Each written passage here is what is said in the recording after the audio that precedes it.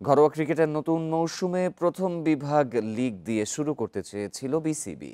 সেই লক্ষ্যে দুদিনব্যাপী ক্রিকেটারদের দলবদল শেষ হয় বৃহস্পতিবার। তবে লিগে বেশ কিছু ক্লাব অংশ না নেয় নির্দিষ্ট সময়ে প্রথম বিভাগ ক্রিকেট লিগ শুরু নিয়ে শঙ্কা জোরালো হচ্ছে। ক্রিকেটারদের দলবদলে ছিল 12টি ক্লাব। দুদিনে 106 জন ক্রিকেটার দলবদল করেছেন।